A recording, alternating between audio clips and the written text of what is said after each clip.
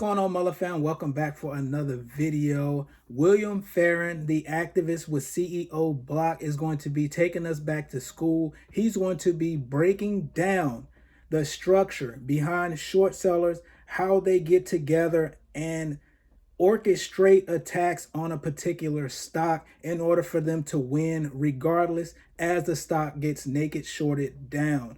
You will not want to miss this information. So grab you some tea, put some coffee in the Keurig, water, Red Bull, whatever you need to do, because we are going to kick this video off. Subscribe to the channel if you are new, and let's go. All these companies that go below $1 and have to reverse their stocks to get back over $1 because they want to meet the NASDAQ qualification. It never works. Look at MULN. They just keep selling it. The stock is now 73 cents. It reversed to $1.50. Four people came in thinking that that was the end, and they started buying it at $1.50. They lost 50% of their money, in 20 days? Any stock that does a reverse, first of all, the naked shorts drove it down. Then they make you reverse it, and then they start over again. Okay, they didn't go away. Their position just got smaller because of the amount of the reversal. But again, they're not going away. It's just repeat, rinse. It's the same pattern. I listed a bunch of companies on Twitter of all the companies I thought, that are doing reverse. MULN, SCIG, ADMP, ROOT is my classic, ALPP, WTER, AUVI. They just keep coming. Everyone, think of the money that was stolen out of those names in the reverse. Now, I don't know MULN from the past, but I have to say it was 15 to 20 bucks. I really don't know what the numbers were.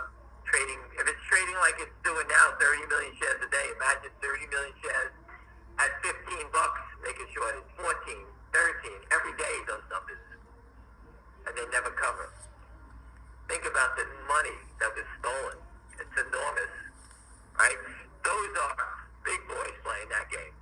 In GPII, we have guys that are pikers that were using a crooked prime broker, manipulating the stock versus their toxic debt. Very different game. Those were classic MULN, where I guess some people have lent them money, but they just destroyed that company. All right? And they tried to hide the mess, and then they start writing the stories that it's going to go out of business. All right? The guy should have listened to me when I told him a long time ago, but he chose this route, and now his lawyers can sit here and tell him, "Oh, we were just protecting you." That's what the lawyers always say. They always get nervous. But if you don't fight back, if your company's not fighting back for you, I don't know how to tell you, but it's very dangerous in this game. You can see what they do. I've just posted about, a gentleman told me, look at the videos, the shorts lost like almost $5 billion in the last run. Things turn on a dime. That's the question. If you have criminal A, and I'm talking about short sellers, if you have criminal A selling short 100,000 shares at $3, I'm using only 5 LLCs, and I'm using broad examples just to make the point. But if you sell 100,000 shares at $3 that don't exist under the Reg Show market maker exemption through Alpine, a crooked market maker, and you don't need a lot of capital, you just have to have a lawyer and you have to lie, be willing to lie. You got 300,000 sitting in your account, LLCA, 300,000. Well, that sits there. You cannot take it out. You can't get it out until this position is covered. Well, along comes your cohort, LLCB. LLCB, they can use the same prime broker, sells 100,000 shares at $2.50 that don't exist, allowing A to buy those shares back at $2.50. So B comes in to rescue A, and it's a $50,000 profit.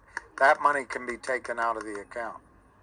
That money now can go to, that money right there can go to, in my example, Kurt Kramer. He can take it, he can send it, give it to his wife, give it to Charlie Mayo so he can buy a white Mercedes.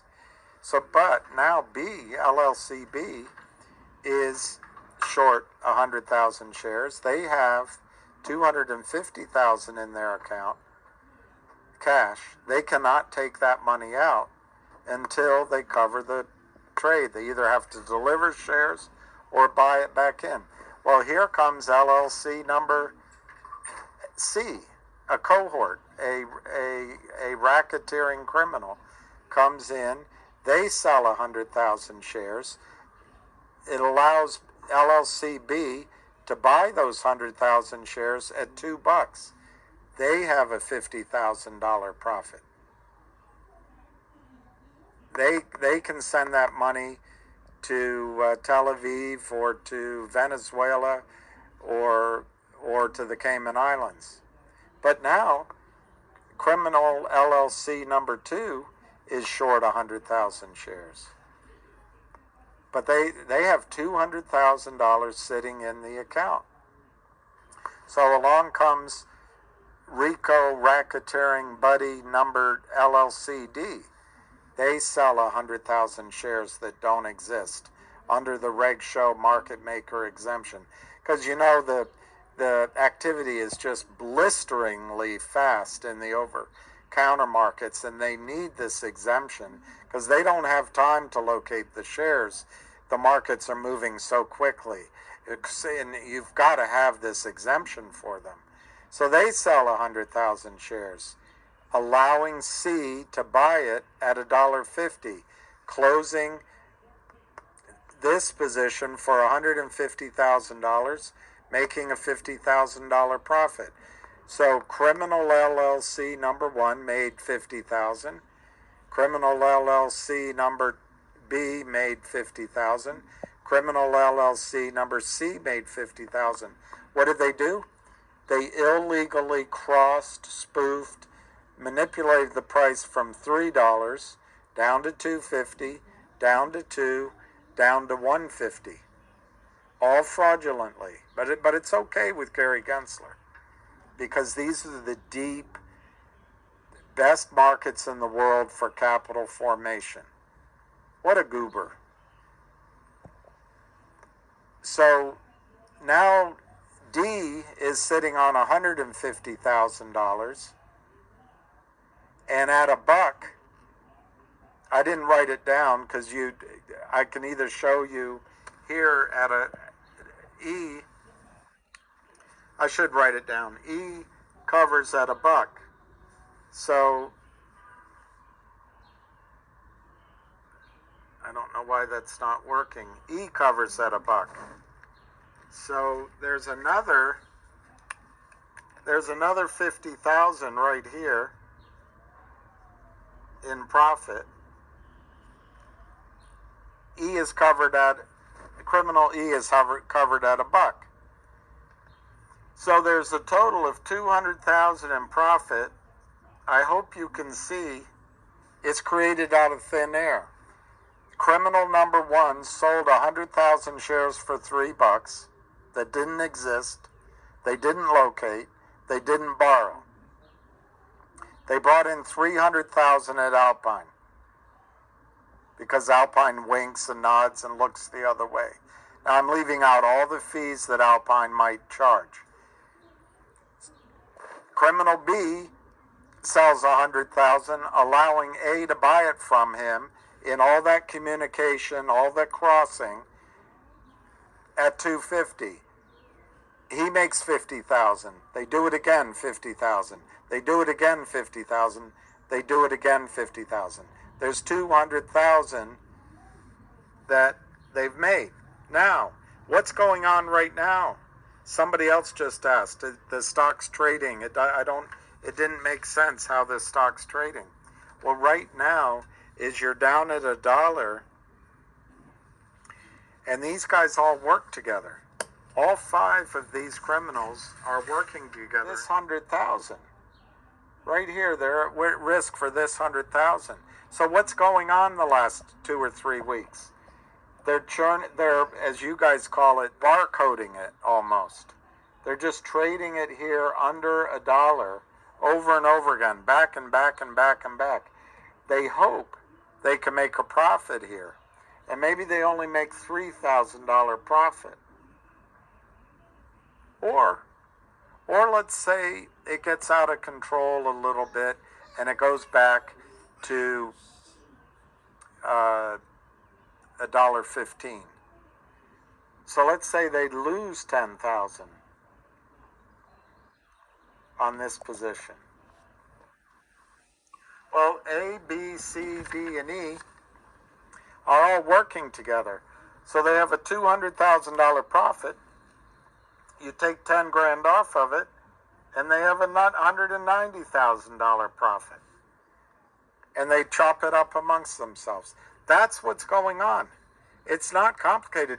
They don't care what GTII does. They don't care about good news. This is what they're doing. Criminal number 1 pockets 50 grand. Criminal number 2 pockets 50 grand. Criminal number 3 pockets 50 grand. Criminal number 4 pockets 50 grand out of thin air. And they could all be in the same office. They could be different people, but they're working together. And then criminal number 5, it's his turn to bail them out at the low price. And they're going to try to go maybe involve criminal number 6. But right now it doesn't look like they're going to drive it much lower. So he might have to eat a loss. And they, whether it's on this specific trade or a future one, they make it up to him. But collectively, they've made 200 grand. Now, in this case, if they could get this down to 50 cents, they'd have another 50 grand. It's all out of thin air. What is fair about that? They'll tell you, well, the company doesn't deserve this or that. They're the ones that don't deserve it. They're violating securities laws, stealing your money and capital, stealing GTII's ability to strike mergers and acquisitions. And Gary Gensler allows this. I bet he gets paid off. I get he gets paid off, whether now or in the future, with a plum job at Goldman Sachs or at Citadel, if Citadel still has a good reputation. Go, less than abundance. Look who raised from the dungeon. Still come through in the clutch. I'm that dime in a dozen. Filling up clean to the function. Niggas mislead with assumptions. Gotta stay clean from the grudge.